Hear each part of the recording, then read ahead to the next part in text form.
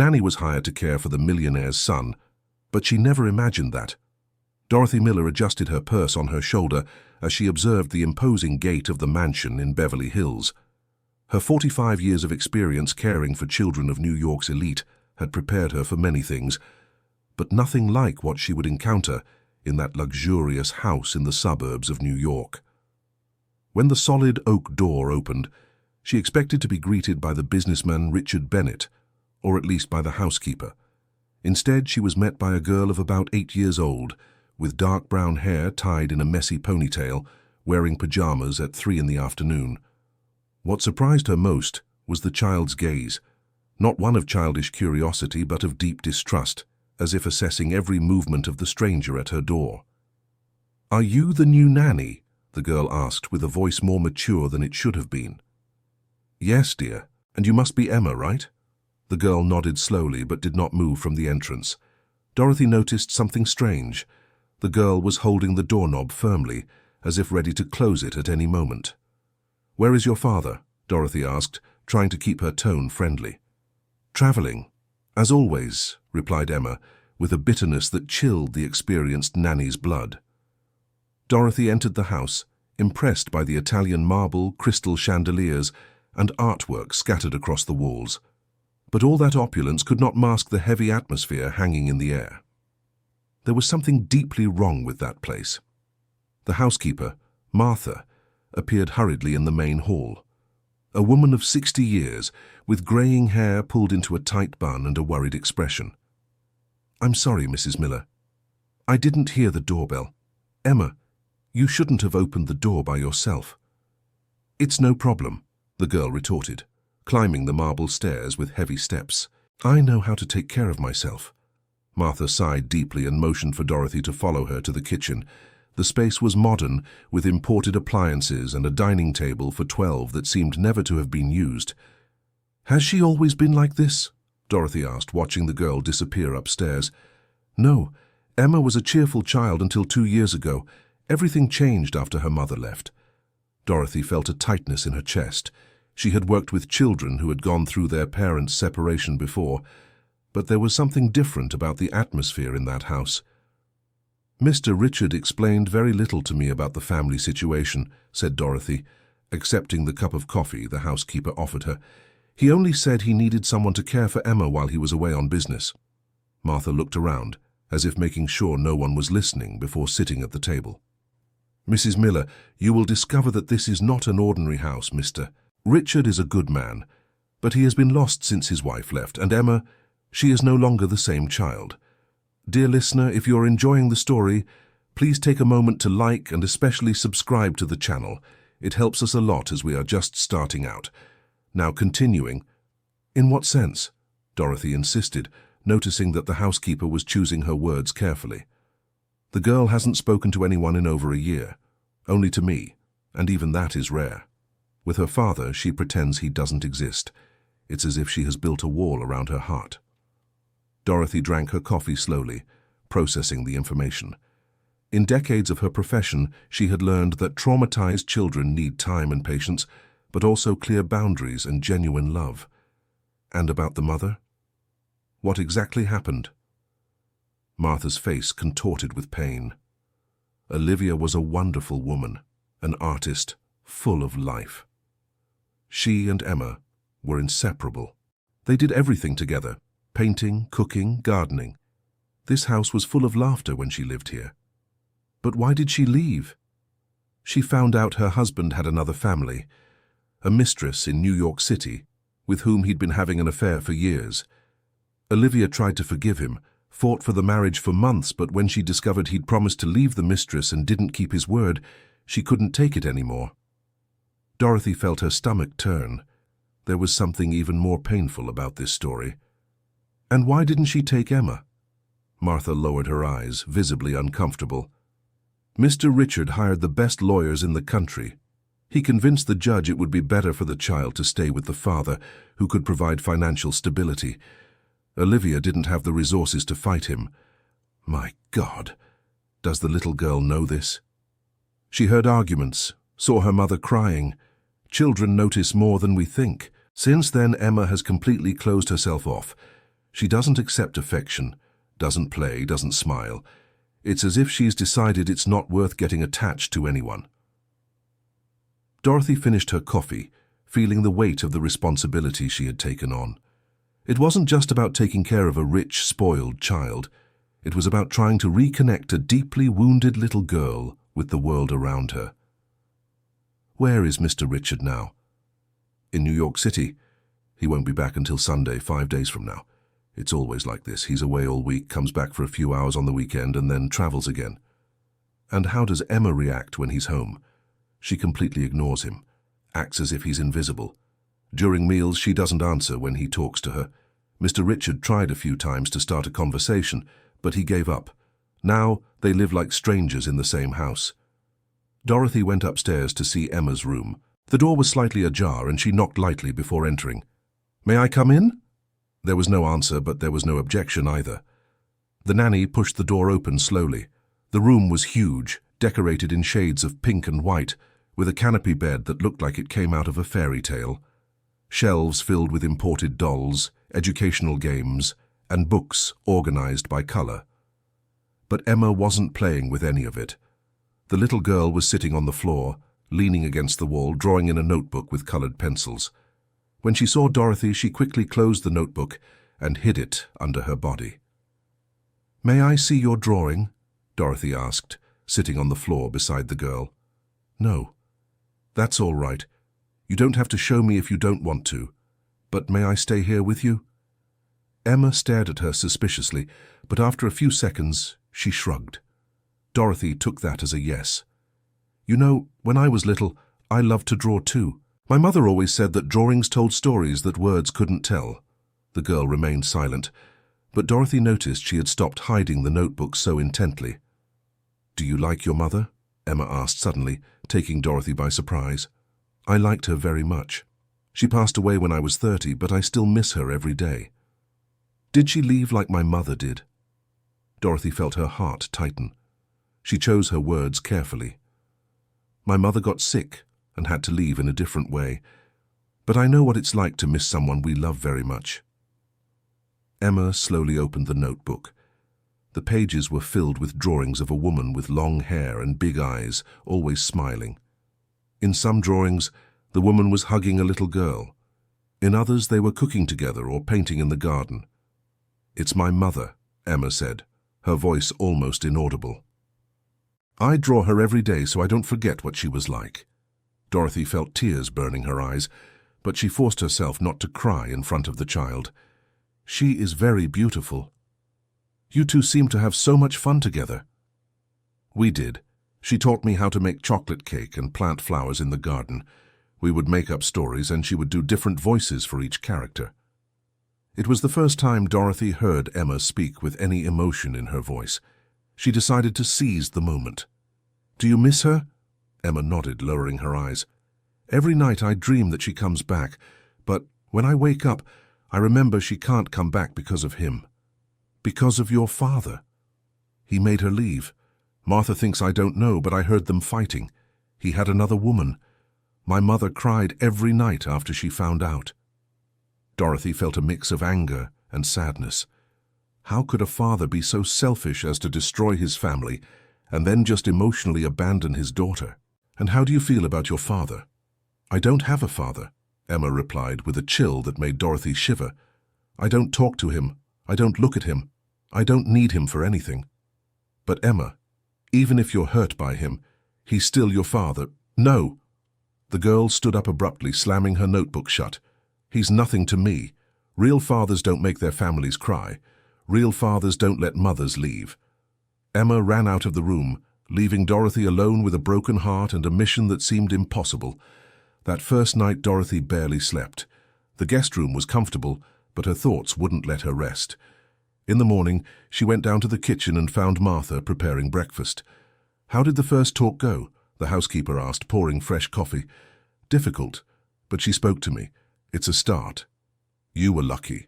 Emma went months without speaking to anyone but me, and even then only the bare minimum. "Martha, may I ask a personal question?" "Of course." "Does Mr. Richard truly love his daughter?" The housekeeper sighed, stirring sugar into her coffee thoughtfully. "I've worked in this house for 15 years, since before Emma was born. I saw Mr. Richard cry with joy when she was born. He adored her when she was a baby. But he's always been a man obsessed with work." Olivia tried to make him understand he was missing important moments, but he said he worked so hard to give the best to his family. "And the affair?" "That started when Emma was 4. His company expanded to New York City, and he began spending the whole week there. That's when he met Jennifer, a young and ambitious executive. What was supposed to be just work meetings turned into something more." Dorothy drank her coffee in silence, trying to understand the complexity of the situation. "Do you think he regrets it?" "Miss Dorothy, I see his suffering when he's home. He looks at Emma with deep sadness, but he doesn't know how to reach out. It's as if he built a wall so high he can no longer see over it." Emma appeared in the kitchen wearing her school uniform. She greeted Martha with a kiss on the cheek, but completely ignored Dorothy's presence. "Good morning, Emma," Dorothy said, trying to keep her tone natural. The girl poured herself some orange juice without responding. "Miss Dorothy spoke to you, dear," Martha gently intervened. "I heard," Emma replied, chewing a piece of bread, "but I have nothing to say." "That's all right. You don't have to speak if you don't want to," Dorothy said. "But may I walk you to school?" Emma stared at her, clearly surprised. She was used to adults who forced her to be polite. "Why? I take the school bus." "Because I'd like to see your school and learn about your routine. Taking care of you is part of my job." "I don't need looking after," the girl murmured. But Dorothy noticed the hostility from before was gone.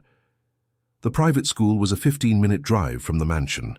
Dorothy watched Emma during the ride. The girl stared out the window with a distant expression, as if she were always somewhere else. "Do you have friends at school?" Dorothy asked. "No." "Why not?" "Because I don't want to." "Isn't it nice to have friends? Someone to talk to and play with?" Emma turned to her with a look that showed maturity beyond her years. "People leave, don't they? So why get attached?" The phrase echoed in Dorothy's head all the way back home. An 8-year-old shouldn't have that perspective on human relationships. Back at the mansion, Dorothy decided to explore the house to better understand the family dynamics. She went up to the second floor and found what seemed to be Emma's mother's old studio. The door was locked, but Martha appeared with the key. Mr. Richard locked everything up after Olivia left. He said it was too painful to leave her things out. The studio was a bright space, with large windows overlooking the garden. There were easels, half-finished canvases, brushes organized by size, and tubes of paint scattered on the table. On the wall, photographs of Olivia and Emma painting together. "She was talented," Dorothy observed, admiring a canvas with a flower garden. "Very." Emma inherited her mother's talent. Before all this happened, she spent hours here painting with Olivia. And now? Now she only draws in her room, hidden away, as if she's afraid someone will take that from her too. Dorothy spent the rest of the morning mentally organizing a plan. Emma needed to rediscover trust in people, but that would only happen if she felt there was someone constant in her life. When Emma returned from school, Dorothy was waiting in the living room with a prepared snack. "How was your day at school?" "Normal." "What did you do at recess?" "Nothing." "Want to tell me about your favorite subjects?" "No." Dorothy took a deep breath, remembering that patience was essential when working with traumatized children. "That's okay. How about if I tell you about when I was little?" Emma chewed a cookie without showing interest, but Dorothy noticed she was paying attention. "When I was your age, my mother also worked a lot. My father had left, and she cleaned several houses to support us. I spent a lot of time alone, and sometimes I felt very sad." Emma stopped chewing and looked at Dorothy. "Your mother left you alone. Not by choice. She needed to work to buy food and pay the rent. But every night when she got home, she sat on my bed and told me stories until I fell asleep." "What kind of stories?" "Stories about brave princesses who saved entire kingdoms, about talking animals who became friends, about children who discovered hidden treasures in the backyard." For the first time, Dorothy saw a glimmer of interest in Emma's eyes. "Do you remember any?" I remember all of them. Want me to tell you one? Emma hesitated for a moment, but then nodded timidly. Dorothy spent the next hour telling the story of a girl who planted magic seeds in the garden and discovered that each seed turned into a happy memory. Emma listened silently, but Dorothy noticed she was completely absorbed in the narrative. "The girl in the story was like you," Emma said when Dorothy finished. "Really? In what way?" "She was sad too, but then she got happy when she found out she could plant good things." "And you, Emma? What would you like to plant if you had magic seeds?" The girl thought for a long moment before answering. "I'd plant a seed that would make my mother come back." Dorothy Miller's heart broke once again, but she kept her composure. "And if this seed didn't exist, what else would you plant?" "I don't know. Maybe a seed that would make people never leave again." That night, Dorothy called her supervisor at the agency, Rebecca Wilson, an experienced woman who coordinated nannies for high-income families. "How is it going with the Bennett family?" Rebecca asked. "More complicated than I imagined. The child is deeply traumatized by her parents' separation, and the father is completely emotionally absent. Do you think you can help?" "I'll try, but I need time, and I might need to have a serious talk with Mr. Richard when he returns." "Dorothy, be careful not to get too involved. Remember that you're an employee, not a family therapist." "I know, Rebecca, but this girl needs someone to fight for her." Dear listener, if you're enjoying the story, please take a moment to like and especially subscribe to the channel. It really helps us who are just starting out. Now, continuing. The next morning, Dorothy woke up with a plan. After Emma went to school, she asked Martha to show her the keys to her mother's studio. "What do you intend to do?" "Something that could go very right or very wrong, but I have to try." Dorothy spent 2 hours cleaning and organizing the studio. She opened the windows to air it out, washed the hardened brushes, organized the paints, and set up 2 painting stations, one for her and a smaller one for Emma. When the girl returned from school, Dorothy was waiting for her in the garden. "Want to take a walk with me?" she asked. "Where to?" "It's a surprise." Emma hesitated, but something in Dorothy's smile convinced her to go along. They went up the stairs together until they reached the studio door. "I'm not going in there," Emma said immediately, recognizing the place. "Why not?" "Because it's my mum's place. Daddy said no one can go in anymore." "But wouldn't your mum want you to keep painting?" Emma looked through the open door, seeing the clean and organized space. "She taught me how to mix colors," the girl said softly. "Blue with yellow makes green, red with blue makes purple."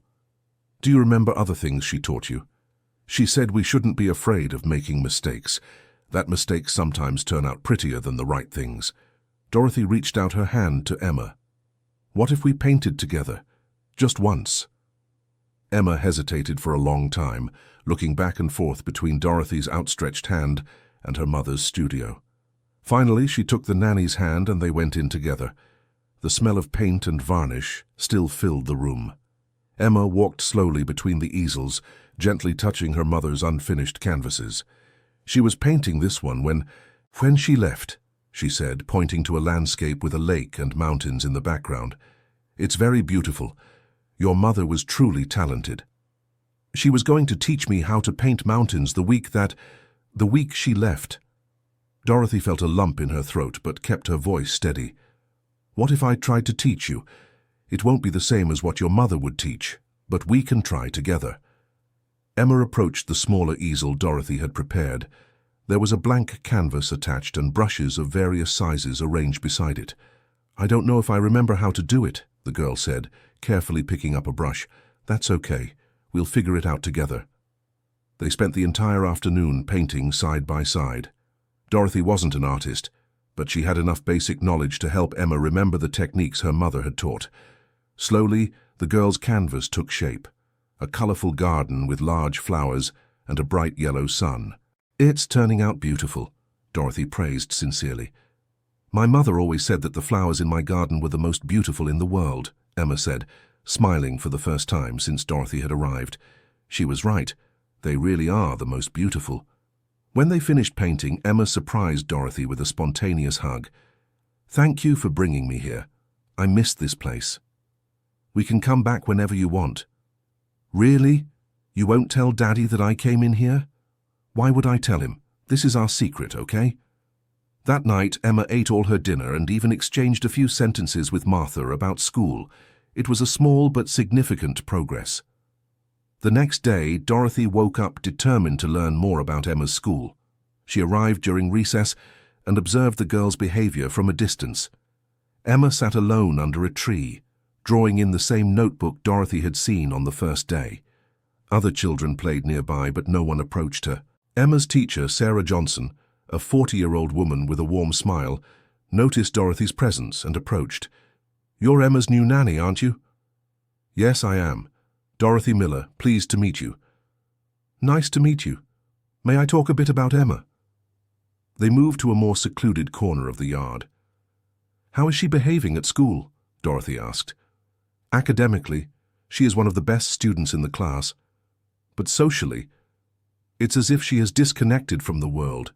She doesn't join in games, doesn't form groups for projects, doesn't talk to her classmates." "How long has she been like this?" "Since her mother left.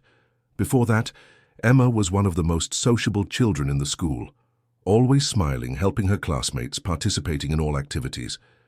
"Have the other teachers noticed the change too?" "Everyone. In fact, we've already suggested to her father that he seek psychological help for her, but he always says he'll handle it, that it's just a phase." Dorothy looked again at Emma, who continued drawing in isolation. "I can try some different activities with her at home, things that might reawaken her interest in being around others." "That would be wonderful. This girl has so much potential. It's sad to see her closing up like this." That afternoon, Dorothy proposed a different activity for Emma. "How about if we made cookies together? You know how to make cookies?" "Yes, I do. I learned from my mother when I was little. And you? Did your mother teach you how to cook?" Emma's face lit up at the memory. "She taught me how to make carrot cake. I helped peel the carrots and mix the batter. She always let me lick the spoon." "How about we start with carrot cookies then?" They spent the afternoon in the kitchen, with Martha supervising from a distance and smiling to see Emma so animated. The girl got covered in flour, laughed when the dough stuck to her fingers, and even told a few stories about her culinary adventures with her mother. "My mother said that cooking was like making magic," Emma said, shaping a cookie into a heart. "Why magic?" "Because we took separate things that weren't special on their own, mixed everything together, and it turned into something delicious that made people happy." "Your mother was very wise." She was. She knew the answer to everything. While the cookies baked, they sat at the kitchen table to wait. "Dorothy, can I ask you a question?" Emma said, swinging her legs on the high chair. "Of course." "Why don't you have children?" The question caught Dorothy off guard. She had never discussed her personal life with the children she cared for. "Why do you think I don't have children?" "Because you take care of other people's children. If you had children, wouldn't you take care of them instead of taking care of me?" Dorothy smiled sadly. "So actually, I was married once and really wanted children, but sometimes life doesn't go the way we plan." "What happened?" "My husband left, just like your mother. And after that, I never found the right person to start a family with." Emma processed the information silently. "Are you sad about not having children?" "Sometimes I am. But you know what I've discovered? Taking care of children like you is also a way of being a mother. Maybe not the way I imagined, but it's still special." "I like you, Dorothy," Emma said suddenly. "You don't try to make me do things I don't want to, but you also don't let me stay sad all the time. And I like you very much too, Emma. You're a very special girl." The oven timer went off and they took out the cookies together. The sweet smell filled the whole kitchen, and Emma insisted on taking some for Martha to try. "Martha, taste. I made them just like my mother taught me." The housekeeper ate a cookie and closed her eyes as if savoring a delicacy. "It's delicious, just like the ones you and your mother used to make." "Do you remember the cookies I made with her?" "I remember everything, my dear. You two would mess up my whole kitchen, but I pretended to be angry because it made you so happy." For the first time in months, Emma laughed loudly, a genuine child's laugh that echoed through the silent mansion. That night, Emma asked Dorothy to tell another story before bed. They sat on the canopy bed, and Dorothy made up a story about a girl who discovered her grandmother had left magical recipes hidden around the house. "Did the girl in the story also lose someone she loved?" Emma asked when the story ended.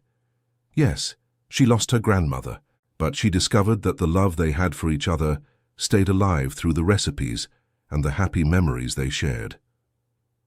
"Do you think my mother's love for me stays alive even though she's far away?" Dorothy carefully stroked Emma's hair. "I'm sure of it.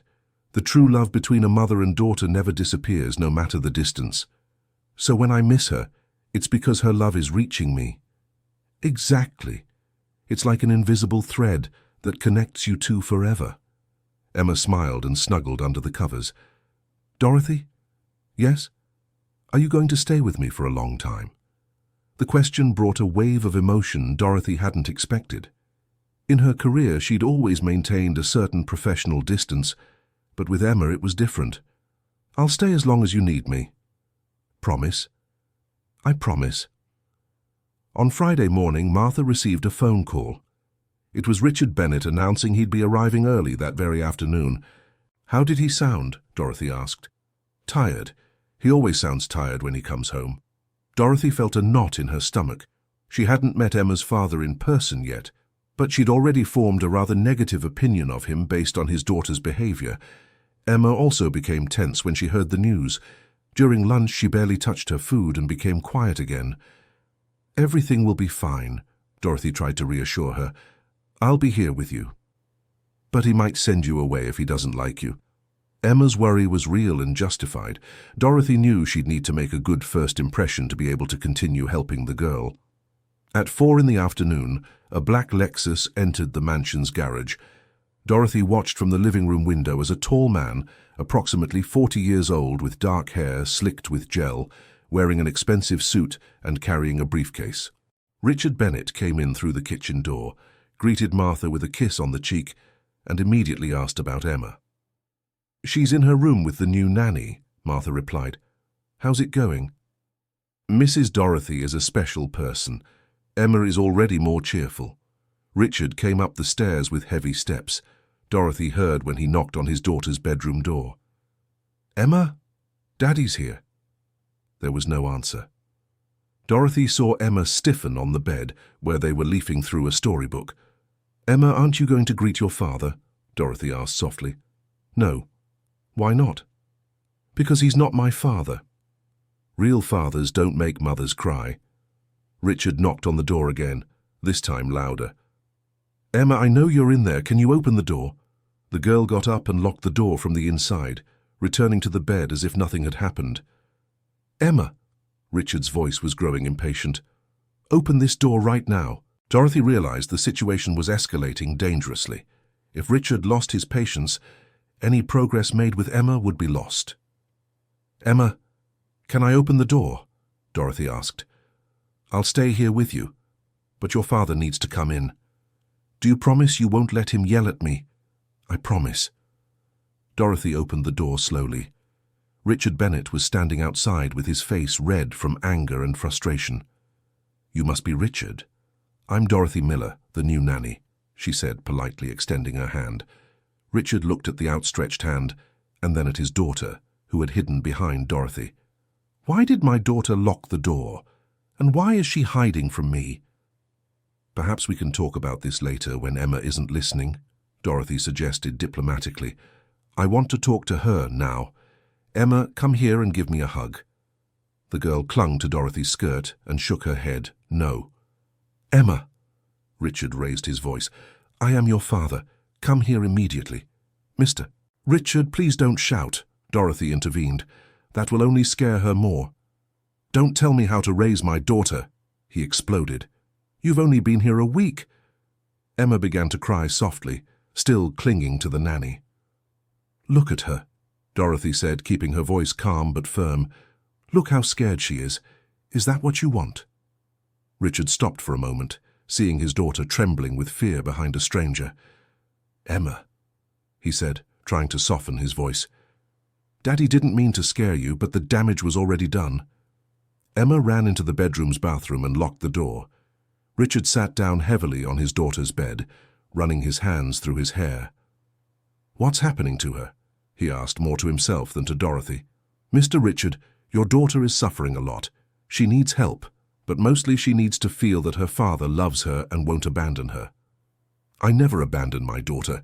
I work 16 hours a day to give her the best. But when was the last time you really talked to her? Asked about her dreams, her fears, the things that make her happy?" Richard fell silent, clearly not knowing how to answer. "Your job may give Emma material comfort, but it can't give her what she needs most, her father's presence." "You don't understand," he said, getting up nervously. "I have a company to run, employees who depend on me, million-dollar contracts. I can't just drop everything." "No one is asking you to drop everything, but perhaps it's possible to find a balance." Richard looked toward the bathroom where Emma was hiding. "She hates me. I don't even know how to talk to her anymore." "She doesn't hate you. She's afraid. There's a big difference." "Afraid of me?" "Afraid of getting attached again and being abandoned." In her mind, her father has already chosen work, and another woman over her and her mother. Richard sat down again, this time with his shoulders slumped in exhaustion. "She really misses her mother, doesn't she?" "Very much. But you could make a difference if you were truly present." "How?" "Starting slowly, without pressure, showing her that being here with her is important to you." At that moment, Emma timidly came out of the bathroom. Her eyes were red from crying so much. "Did Daddy leave?" she whispered to Dorothy. "No, sweetheart. He's here," Dorothy replied, pointing to Richard. Emma looked at her father, but didn't approach. "Emma," Richard said, trying to use the softest tone possible, "Daddy misses you. Then why don't you stay home with me?" The simple, direct question from an 8-year-old hit Richard like a stab to the heart. He had no answer. It's complicated, sweetheart." "It's not complicated.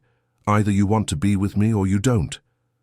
Dorothy watched the interaction, impressed with Emma's clarity.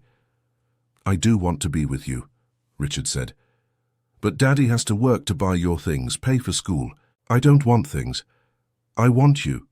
The phrase echoed in the room like a painful echo of the truth. Richard felt tears burning his eyes but tried to control them. What if Daddy stayed home this entire weekend? No work, no travel, just you and me. Emma looked at Dorothy as if asking if she could trust her father's promise. "You'll really stay?" she asked Richard. "Yes, I will." "And if your work phone rings?" "I won't answer." "Promise?" "I promise." Dear listener, if you're enjoying the story, please take a moment to like and especially subscribe to the channel. It really helps us who are just starting out. Now continuing. Saturday dawned with rain, but that didn't stop Richard from keeping his promise. Dorothy woke up early and found father and daughter in the kitchen having coffee together. Richard looked awkward, clearly unsure how to behave, but he was making a genuine effort. "Good morning," Dorothy greeted. "Good morning, Dorothy," Emma replied excitedly. "Daddy said we're going to do activities together today." "How wonderful. What do you have planned?"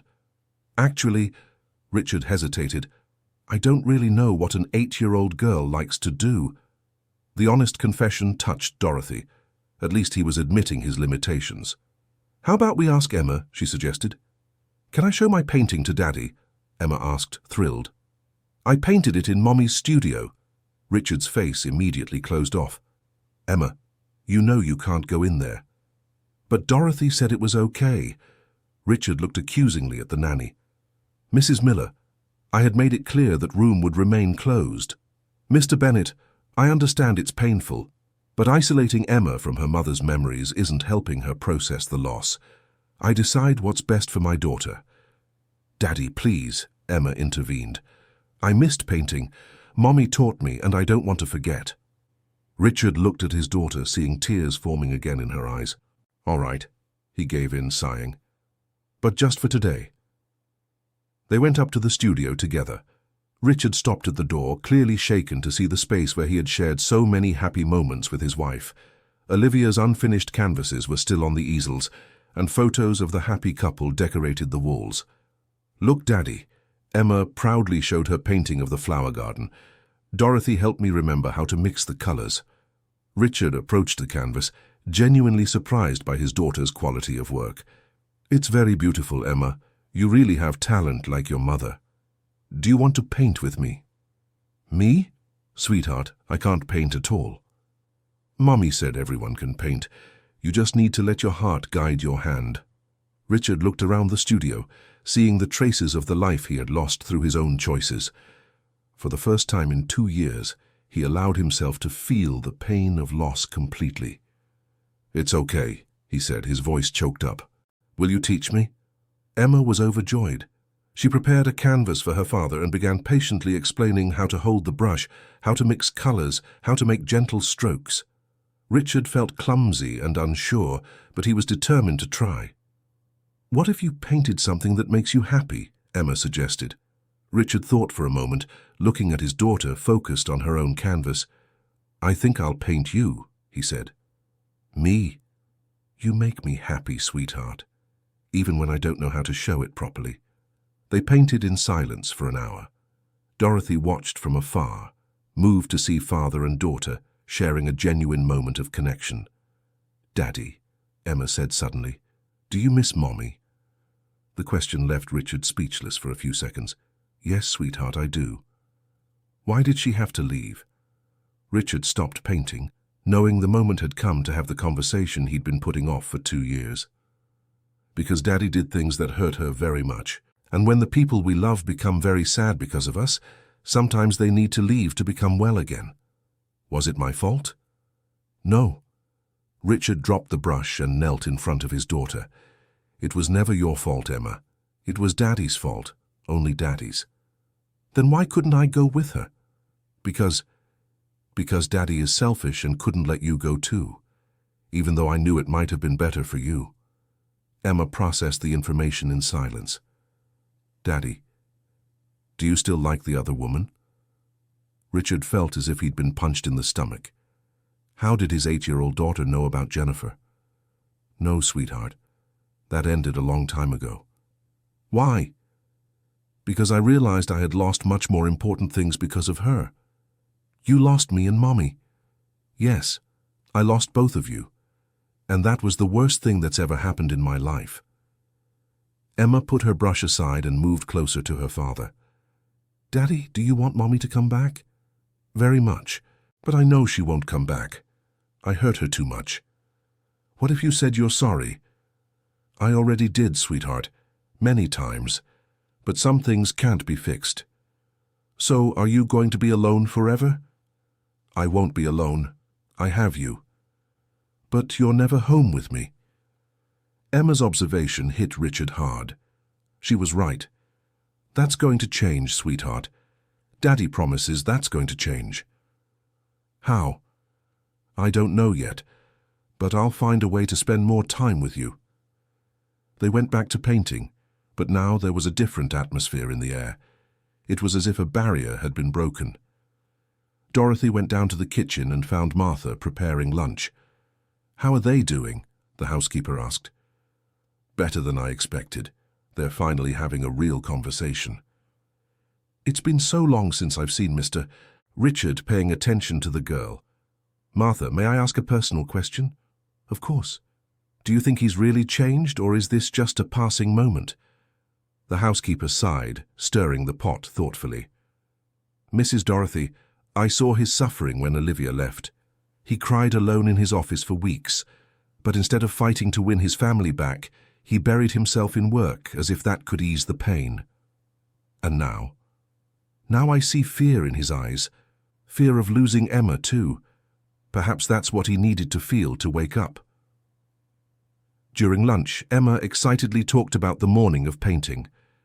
Richard ate in silence, but Dorothy noticed he paid attention to every word his daughter said. "Daddy, can we go to the park this afternoon?" Emma asked. "It's been so long since we've gone to the park together." "Of course we can. And can we take Dorothy with us?" Richard looked at the nanny, who seemed surprised by the invitation. "If she wants to come, I'd love to," Dorothy replied. Beverly Hills Park was full of families enjoying the Saturday afternoon. Richard seemed uncomfortable in the relaxed setting, but made an effort to match Emma's energy. "Daddy, come down the slide with me," the girl shouted, already running toward the playground. "Emma, Daddy is wearing a suit, please." Richard looked at his expensive clothes, then at his daughter waiting eagerly. He took off his jacket, loosened his tie, and climbed onto the play structure. Dorothy watched the scene with emotion. It was the first time she had seen Richard acting like a real father, without worrying about appearances or his work schedule. "Do you see that family over there?" Emma pointed to a couple playing with two small children. "They look happy." "They sure do," Richard agreed. "Can we be happy like that too?" "We can try, sweetheart. Even without Mommy." Richard felt a lump in his throat, but managed to reply. "Even without Mommy, we can find our own way to be happy." They stayed at the park until late afternoon. Emma played, ran, and laughed like Dorothy hadn't seen her do since arriving at the house. Richard joined in all the games, got his clothes dirty, messed up his hair, and for the first time in years seemed relaxed. "Dorothy, thank you for coming with us," Emma said on the way back home. "Thank you for inviting me. It was a very special day." "For me too," Richard said, surprising the nanny. "It's been a long time since I had that much fun." That night, Emma asked her father to tell her a story before bed. Richard sat on the bed, clearly unsure where to begin. "I've never told you stories, sweetie. Your mother always did that. You can make up a new story."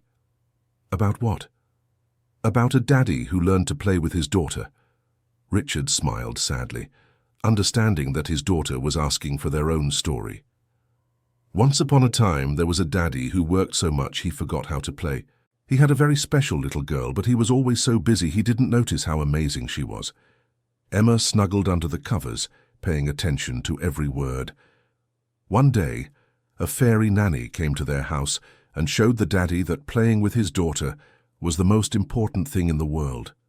The daddy was ashamed it took him so long to learn this, but the little girl was so generous she forgave him. And did they live happily ever after? They learned to take one day at a time, building happiness together every day. Emma smiled, kissed her father's face, and nestled down to sleep. "Daddy?" "Yes?" "I love you." Richard felt tears roll down his face. "I love you too, sweetheart. More than you can imagine." On Sunday morning, Dorothy came down for breakfast and found Richard alone in the kitchen, already dressed in casual clothes. "Good morning. Did you sleep well?" "Better than I have in years," he replied sincerely. "Dorothy, I need to talk to you." "Of course." They sat at the kitchen table. Richard seemed nervous but determined. "I want to apologize for how I reacted yesterday when I found out you had taken Emma to the studio." "You don't need to apologize. I understand it's difficult." "No, I really do. You did in 1 week what I couldn't do in 2 years. Make my daughter smile again." Dorothy felt moved by his words. Emma just needed to feel that someone was truly present, and that someone should have been me from the start. What matters is that you realize that now. "Dorothy, I want to make some changes. Big changes." "What kind of changes?" "I want to hire a general manager for the company. Someone who can handle the day-to-day operations so I can spend more time at home." "Are you sure, sir? This is an important decision." "I'm absolutely sure. I lost 2 years of my daughter's life. I can't lose anymore." "What about the business?" "It will keep running. Maybe I'll make a little less money, but I'll gain something much more valuable. Time with Emma." Dorothy smiled, impressed by Richard's transformation. "She'll be very happy." "I hope so, but I need your help." "How can I help?" "I want you to stay, not just as a nanny, but as part of the family. Emma trusts you, and so do I." "Mr. Bennett." "I don't know what to say." "Say you'll stay, at least until I learn to be the father Emma deserves." Dorothy thought for a moment. In her career, she had never grown so attached to a family. "All right, I'll stay." "Thank you," Richard said, visibly relieved. At that moment, Emma appeared in the kitchen in her pajamas, her hair messy from sleep. "Good morning, Daddy." "Good morning, Dorothy." "Good morning, Princess," Richard replied, standing up to give his daughter a kiss on the forehead. What were you talking about? Daddy was telling me he's going to spend more time at home, Dorothy answered. Is it true, Daddy? Yes, it's true. Starting next week, Daddy will work less to spend more time with you. Emma jumped into her father's lap, hugging him tightly. I knew you'd learn to be my real daddy. Richard hugged his daughter, feeling he was finally on the right track. The next few months brought profound changes to the Bennett family's routine. Richard hired Michael Thompson, an experienced executive, as general manager of his company. It was hard at first, giving up total control of the business, but Richard found that delegating responsibilities not only gave him more time with Emma, but also improved the company's efficiency. Emma flourished with her father's constant presence. She became the sociable girl she had been before her parents' separation again. She made new friends at school, participated in extracurricular activities, and most importantly, regained the sparkle in her eyes. Dorothy became much more than a nanny. She was a confidant, advisor, and bridge between father and daughter when misunderstandings arose. Richard began to see her not just as an employee, but as an essential part of rebuilding his family. On a Thursday afternoon, 6 months after Dorothy's arrival, Emma came home from school with a special letter. "Daddy, look," she said excitedly. "It's an invitation to the school science fair. All the parents will be there." "When is it?" Richard asked, already grabbing his planner to write it down. "Next Saturday morning. You can count on me. I wouldn't miss it for the world." Emma smiled radiantly, but then became thoughtful. "Daddy, do you think Mommy would be proud of my project?" The question caught Richard off guard. It was the first time in months that Emma had mentioned her mother spontaneously. "I'm sure she would, sweetheart. What's your project about?" "It's about medicinal plants. Remember how Mommy had an herb garden?" "Yes, I remember. I researched all the plants she grew and found out what they're for. Chamomile to calm you, mint for your stomach, rosemary for memory." Richard was moved to see that Emma had found a healthy way to keep her connection to her mother alive. "She would be very proud indeed. You've become such a smart and curious girl." "Dorothy helped me with the research," Emma said, looking affectionately at the nanny. "Of course I helped. It was a pleasure to see you so dedicated to the project." "You know what would be cool," Emma said suddenly, "if we planted a new garden. Our own garden, but using the plants Mommy liked." Richard and Dorothy exchanged glances, impressed by the girl's emotional maturity. "I think it's a beautiful idea," Richard answered. "We can start this weekend. That Saturday the science fair was a success." Emma presented her project with confidence and enthusiasm, and Richard felt like the proudest father in the world. Other parents praised the girl's knowledge, and she shone with the positive attention. "Daddy, did you see how everyone liked it?" she asked during lunch. "I sure did. You were amazing. And this afternoon, are we going to start our garden?" "Yes, we are." Dorothy already bought the seedlings and the seeds. They spent the rest of Saturday planting together in the backyard of the mansion. Richard, who had never been interested in gardening, discovered that the activity was relaxing and pleasurable, especially seeing Emma's enthusiasm. "Daddy, look how I plant the basil seed," she said, carefully making a little hole in the soil. "It has to be at just the right depth, otherwise it won't grow." "Who taught you that?" "Mommy. She used to say that plants are like people. They need love, care, and time to grow." "Your mother was very wise." "Yes, she was. You know, Daddy, I still miss her every day." "I miss her too, sweetheart. But it's not a sad kind of missing like before. Now it's a missing that makes me remember the good things we lived together." Richard stopped planting and looked at his daughter, impressed by her ability to process complex emotions. "How are you so strong, Emma?" "Dorothy taught me that missing someone you love isn't a bad thing. It's like a way of keeping that person in our heart." Dorothy, who was planting roses on the other side of the garden, smiled upon hearing the conversation. Seeing Emma transform her pain into something constructive was one of the greatest rewards of her work. "And you know what else Dorothy taught me?" Emma continued. "What?" "That families can be in lots of different ways. It doesn't have to be like other families to be special." "And what is our family like?" "Our family has you, me, and Dorothy. It's different, but it's full of love." Richard felt his heart grow warm. In just a few months, Dorothy had become an integral part of their lives, and it was impossible to imagine the house without her. That night, after Emma went to sleep, Richard and Dorothy sat on the terrace to have some tea and talk about the day. "Thank you for everything you've done for us," Richard said. "I'm the one who should thank you for letting me be part of your family. Dorothy, can I ask you a personal question?" "Of course. Did you never think about having your own family?" Dorothy sighed, looking at the stars. "I did, for a long time, but I learned that family isn't just about blood ties. Sometimes family is who we choose to love and care for. And you chose to care for us? I chose to care for you. Even knowing that one day Emma will grow up and won't need a nanny anymore. Richard, I haven't been here just as a nanny for a long time now. I'm here as someone who loves you both and wants to see you happy." Richard was moved by Dorothy's honesty. "You know you'll always have a place in this house, don't you?" "I know, and you will always have a place in my heart." They stayed silent for a few moments, enjoying the tranquility of the night. "Richard, can I ask you a question?" "Of course." "Have you ever thought about trying to get in touch with Olivia, so that Emma can have some news about her mother?" Richard's face tightened. "I think about it every day, but I'm afraid she won't want to know about us." "What if she does? What if she's also suffering from the distance from her daughter? Do you think I should try?" "I think Emma deserves to know that her mother loves her even from a distance, and you deserve the chance to apologize properly." Richard became thoughtful. "Would it be very selfish of me to want to win Olivia back?" "It's not about winning her back. It's about allowing Emma to have access to her mother's love, even if you two don't get back together as a couple." "And what if this confuses Emma even more? Children are more resilient than we imagine, and Emma has matured a lot in recent months." That same week, Richard made a courageous decision. He hired a private detective to locate Olivia.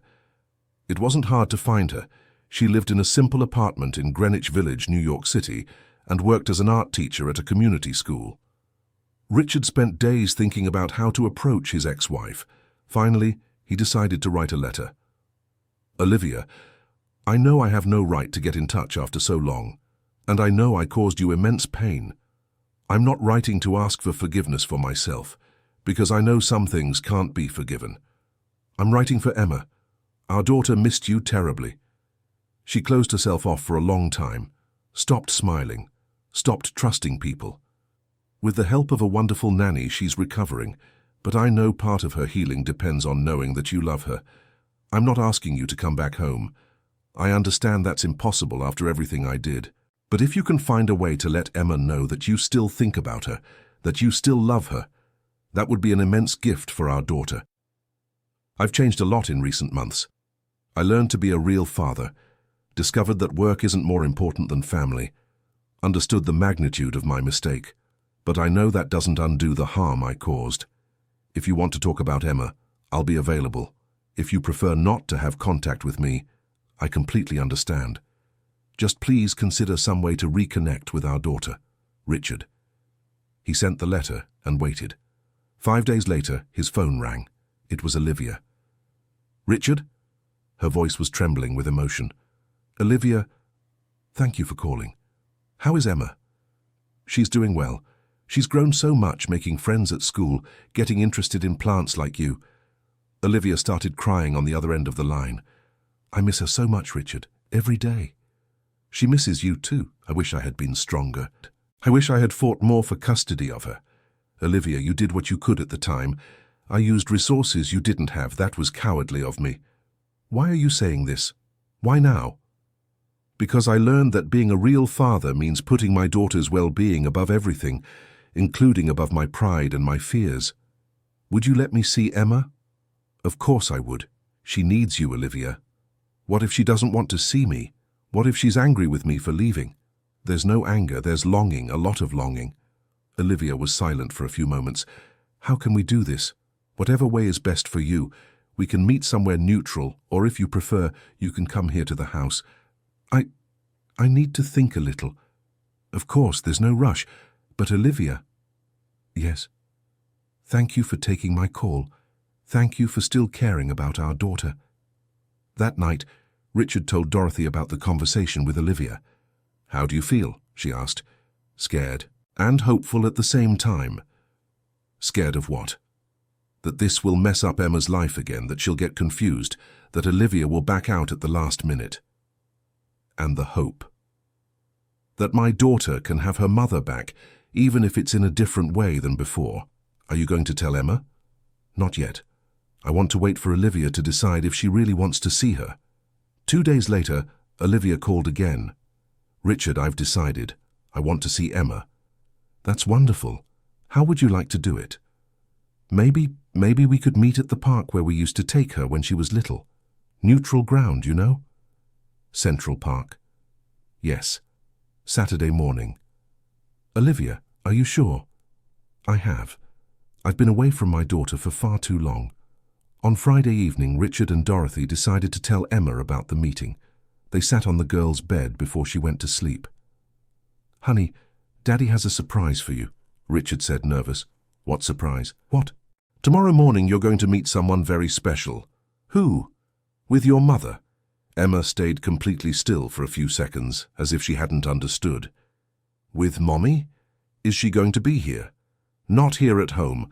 We're going to meet her at the park." "But how? Why? Didn't she go away forever?" Richard chose his words carefully. "Your mother never stopped loving you, sweetheart. She just needed time to get better, and now she really wants to see you." Emma started to cry, but it wasn't a cry of sadness. It was a cry of relief mixed with excitement. "Can I hug her?" "Of course you can. And tell her about my school and my new friends and the garden we planted." "You can tell her everything you want." Emma jumped out of bed and hugged her father tightly. "Thank you, Daddy. Thank you for bringing Mommy back." "Honey, I need you to understand something important." "What?" "Your mother isn't coming back to live with us. She has her own life now." "But that doesn't mean she doesn't love you." "I understand, Daddy. The important thing is that she's back." That night, Emma could barely sleep from the anxiety. Dorothy stayed with her late, talking about feelings and expectations. "Dorothy, do you think Mommy will like how I've grown?" "I'm sure she will. You've become a beautiful, smart and caring girl." "And what if she wants to take me away?" "Emma, your mother isn't going to take you away. She just wants to see you, get to know you again, to make up for lost time." "But what if I want to go with her?" The question caught Dorothy off guard. "Do you want to go with her?" "I don't know. I'm confused. I love Mommy, but now I love you guys too. And I don't want to leave Daddy alone like he was when she left." Dorothy was moved by Emma's maturity and generosity. "Sweetheart, you don't have to choose between loving your mother and loving your father. You can love them both, and no one is going to force you to make difficult decisions. Do you promise?" "I promise." Saturday dawned sunny. Richard, Dorothy and Emma arrived at Central Park at 10 in the morning. Olivia was waiting near the lake, wearing a blue floral dress and her hair in a low ponytail. When she saw Emma, Olivia started to cry. The girl hesitated for a second, then ran toward her mother. "Mommy!" she shouted, jumping into Olivia's arms. "My daughter, how you've grown," Olivia said, covering Emma's face with kisses. "How beautiful you are." Richard and Dorothy watched from a distance, moved by the reunion. "Mommy, I missed you so much," Emma said, hugging her mother's neck. "I missed you every day too, my love. Not a single day went by that I didn't think of you." "Why did you leave?" "Because Mommy was very sad and needed to get better so she could take proper care of you." "And are you better now?" "I'm much better now. And you? How are you?" "I'm good. I have a new friend named Dorothy, and Daddy learned to play with me and tell stories." Olivia looked toward Richard and Dorothy, waving gratefully. "I heard you made new friends at school and that you're planting a garden." "It's true. Do you want me to tell you everything?" "I want to hear every detail." They sat on a bench under a tree, and Emma excitedly told her about the last few months. Olivia listened to everything attentively, asking questions and showing genuine interest. Richard approached hesitantly. "Olivia." "Richard," she replied, standing up. "Thank you for this. I'm the one who should thank you for agreeing to come." They stood for a moment in an awkward silence. "Are you well?" he asked. "I am. I work as an art teacher at a community school. I don't earn much, but I feel useful." "That's wonderful. You've always been a talented artist. And you? How's business?" "Good. I hired a manager so I could spend more time with Emma." "Really?" Olivia seemed genuinely surprised. "I've learned some important things about priorities." Olivia looked at Dorothy, who was playing with Emma a little farther away. "Is she the nanny?" "She's much more than that. She saved our family." "How so?" When Dorothy arrived, Emma was completely withdrawn. She wouldn't talk to me, didn't smile, didn't trust anyone. Dorothy managed to bring our daughter back to life. "And you two? We're friends, good friends. She's become part of our family." Olivia nodded, seeming relieved. They spent 4 hours in the park. Olivia saw all of Emma's drawings, heard stories about school, admired photos of the garden they had planted. Emma showed off the dance steps she'd learned in ballet class and sang a song she was rehearsing for the school performance. "Mommy, can you come see my performance?" Emma asked. "When is it?" "In 2 weeks at school." Olivia looked at Richard, who nodded immediately.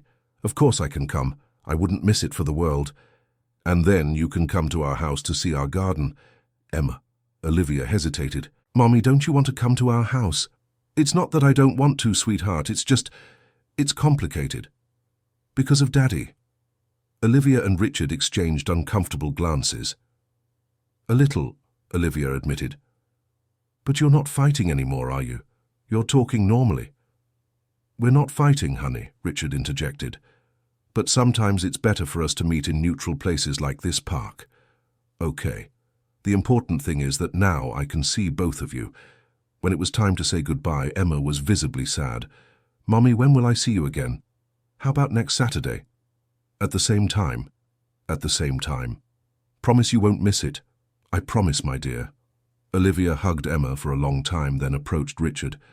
"Thank you," she said softly, "for allowing this, for changing. Thank you for agreeing to come back into her life."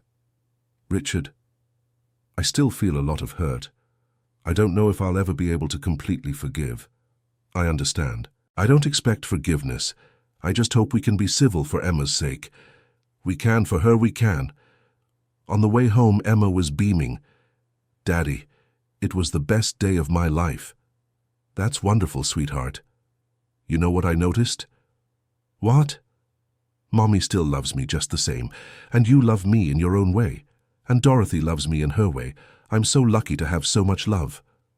Richard and Dorothy looked at each other in the rear-view mirror, moved by the girl's wisdom. "You really are very lucky," Dorothy agreed, "and we're lucky to have you." The meetings in the park became routine. Every Saturday, Olivia and Emma spent a few hours together, always with Richard and Dorothy nearby, but respecting their space. Gradually, the tension between Olivia and Richard eased. They could talk about matters related to their daughter without embarrassment, and even exchange a few words about other topics. 1 month after the first reunion, Olivia finally agreed to visit the house to see the garden Emma talked about so much. "Wow, how different it looks," she said, entering the main hall. "In what way?" Richard asked. "More welcoming. Before it looked like a showroom. Now it feels like a family lives here." It was true. With Richard's constant presence and Emma's playfulness, the mansion had come to life. There were toys scattered around the living room, the girls' drawings on the walls, plants in various corners. "Come see our garden, Mommy." Emma took Olivia by the hand. In the backyard, Olivia was moved to see the garden they had planted. All the herbs she used to grow were there, thriving and healthy. "You remembered everything," she said, with tears in her eyes. "Emma remembered every plant you had," Richard explained. "It was her idea to recreate your garden." "But it's not the same as yours, Mom," Emma said. "It's ours, yours, mine, Dad's, and Dorothy's." Olivia knelt beside her daughter. "It's even more beautiful than mine, my love." That afternoon, Olivia stayed for dinner. It was the first time in over 2 years that she had stepped into the dining room of the house.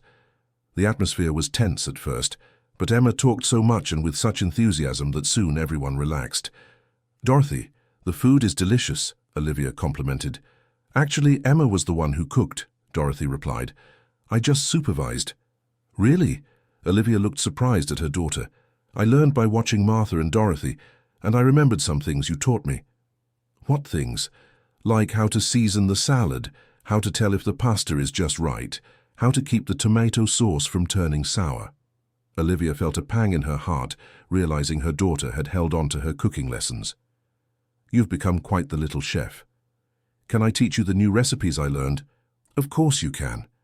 After dinner, Olivia helped put Emma to bed. It was a ritual she had lost and could now reclaim, at least on Saturdays. Mom, can you sleep here tonight? Emma asked. I can't, my love. I have to go to my place. Why? You can sleep in the guest room. Emma, it's better this way, but I promise I'll be back next Saturday. Okay, but I wish you guys could be friends like before. Who says we aren't friends? You act a little weird when you're together, like the kids at school when they fight but then are too embarrassed to apologize. Emma's innocent observation made Olivia smile. Maybe you're right. Adults can be more complicated than children.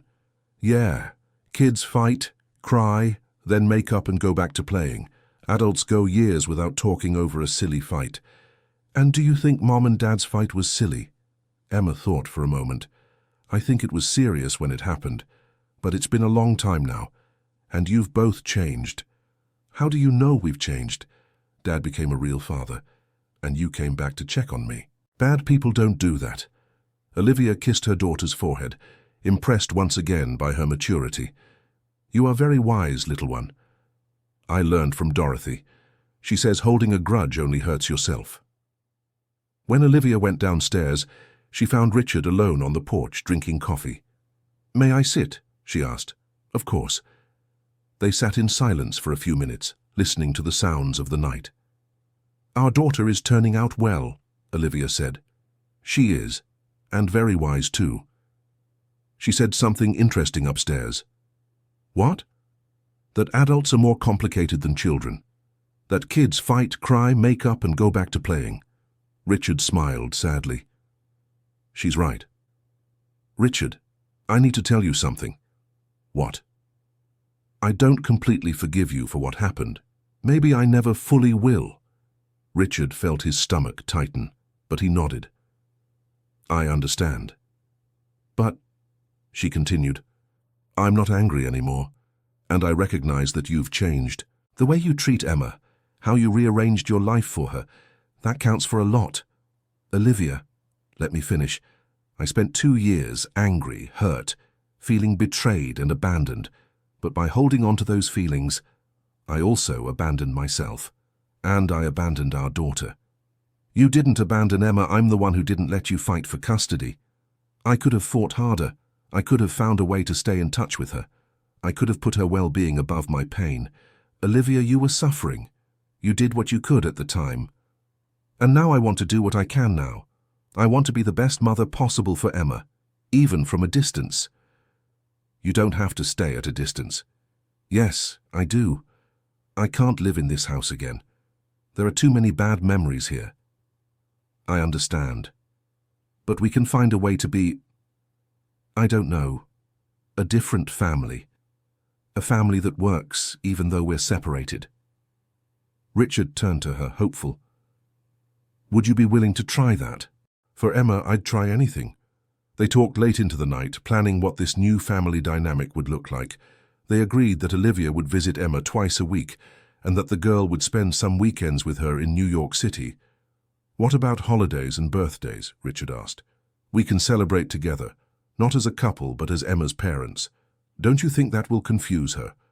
I think it will confuse her much more if we keep acting like enemies. Children need to see that parents can respect each other, even when they're no longer together. When Olivia was leaving, Dorothy offered to walk her to the gate.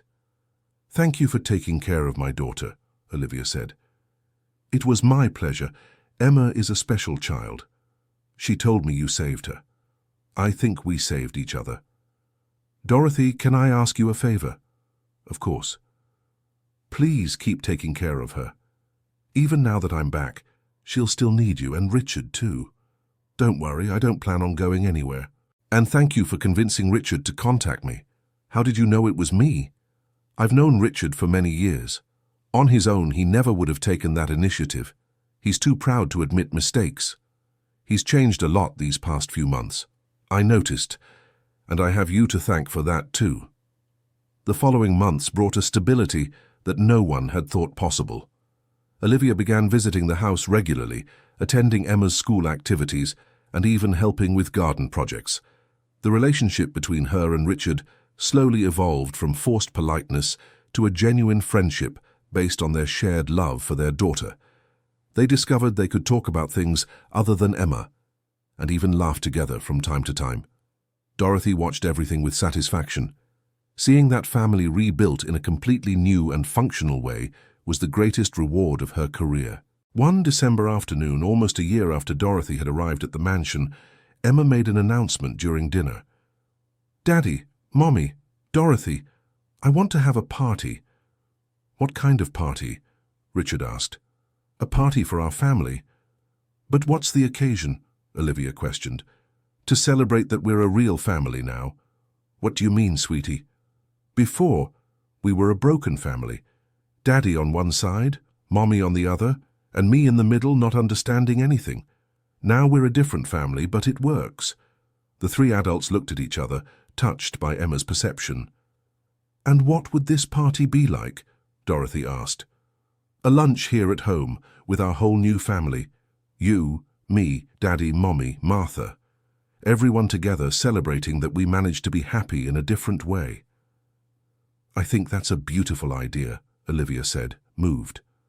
"Me too," Richard agreed. "Then it's a party." Emma clapped her hands. "And I want to plan the menu." The following Sunday, the Bennett mansion hosted the first new family party, as Emma had named it. Martha prepared everyone's favorite dishes, Olivia brought a homemade chocolate pie, and Dorothy organized games for after lunch. During dessert, Emma stood up to make a speech. "I want to thank everyone," she said with the seriousness of a miniature adult. "Mom, thank you for coming back and for never giving up on me. Dad, thank you for learning how to be a real father to me. Dorothy, thank you for teaching me that people don't leave if we don't let them leave our hearts. There wasn't a dry eye at the table. And Martha, thank you for never giving up on our family, even when it was all messed up." The housekeeper, who rarely showed emotions, discreetly wiped her eyes with her apron. "Now I know that family isn't just father, mother, and daughter living in the same house," Emma continued. "Family is a bunch of people who love each other and stick together even when things are hard." Richard stood up and hugged his daughter, followed by everyone else. It was a group hug, full of love and gratitude. "And now," Emma said when they separated, "let's play soccer in the yard, girls against boys." "But it's 3 girls against only 1 boy," Richard protested, laughing. "Then you'll have to play really well," Emma answered, already running to the backyard. That afternoon, playing in the yard they had planted together, watching Olivia and Richard laugh at Emma's mischief, seeing Martha cheering excitedly from the balcony, Dorothy knew she had found what she had been searching for her whole life. It wasn't the traditional family she had always dreamed of having, but it was a family of the heart, built with love, patience, and lots of forgiveness. It was a family she had helped rebuild and that now welcomed her as a permanent member. When the party ended and Olivia left with a promise to return on Tuesday, Richard, Dorothy, and Emma sat on the terrace to watch the stars. "Dorothy," Emma said, nestled between the 2 adults, "are you happy with us?" "I'm the happiest person in the world, sweetheart. And will you stay with us forever?" "If you let me, I'll stay forever." "Of course we will," Richard said. "You're part of our family." Emma smiled and closed her eyes, finally at peace. It had taken time, pain, and many tears, but she had gotten what every child deserves, a family that loved her unconditionally, each in their own way, but all genuinely present in her life. Dorothy looked at the starry sky, feeling immense gratitude. She had come to that house to care for a traumatized child and ended up finding a family to call her own. Sometimes life's greatest gifts come wrapped in challenges that scare us at first, but turn out to be blessings when we have the courage to embrace them with love. And so in that mansion in Beverly Hills, a completely new and unique family had been born from the ashes of pain, proving that true love always finds a way, even when that way is different from anything we imagined possible. End of story. Now tell me what you thought of this story of family rebuilding. Wasn't it moving to follow Richard's transformation from absent to present father, and to see how Dorothy managed to bring this family together in a completely new way? Leave your comment telling me which part touched you most, and don't forget to like and subscribe for more heartwarming stories.